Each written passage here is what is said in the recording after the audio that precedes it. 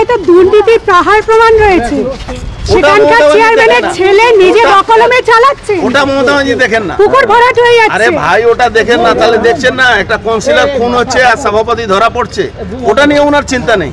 দলের লোকেরাই সুরক্ষিত নন। আচ্ছা পরে আপনি এলেন, কি বলবেন? বলার কিছু নেই, বিনা কোনো হোমওয়ার্ক করে 4 ঘন্টা আমার সময় নষ্ট করলো।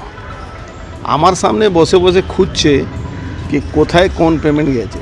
আমি এক লাইনে বয়ান ছিলাম কি পৌরসভা রিলিফ ফান্ড, চেয়ারম্যান রিলিফ ফান্ডে যা টাকা আসবে আর যা টাকা যাবে সবটাই বোর্ড মিটিংয়ে পাস হয়ে যায়।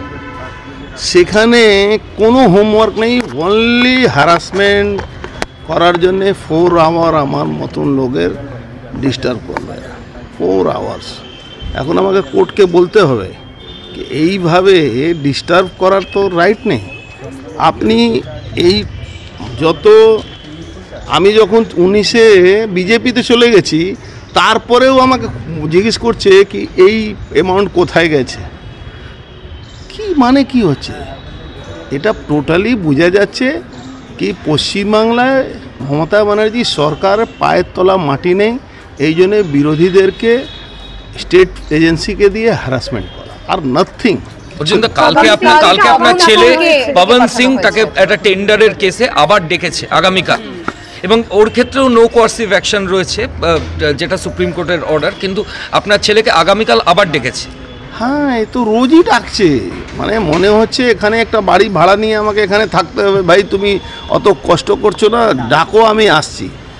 কিন্তু একটা লোকের তো, আমরা তো পলিটিক্যাল লোক, আমাদের তো নানা রকম কাজ আছে। অথেন্টিক কোনো কথা হলে ঠিক আছে জিজ্ঞেস করুন, অথেন্টিসিটি কিছু নেই। আপনি ভাবুন 9 সালের ব্যাংক স্টেটমেন্ট নিয়ে এক একটা খুঁটিয়ে খুঁটিয়ে জিজ্ঞেস 2000 কাকে দিয়েছেন, 5000 কাকে দিয়েছেন, 4000 কাকে দিয়েছেন। What means? Only harassment, instruction by Mamata Banerjee. কি মানে হচ্ছে? এখানে রাজনীতি কেউ করবে না, ওনার বিরোধী থাকবে না, তারা সবাইকে জেলে ঢুকিয়ে দিন। ভাই হয় না, রাজনীতিতে এইভাবে হয় না। রাজনীতিতে সূর্য উদয় থেকে অস্ত আছে।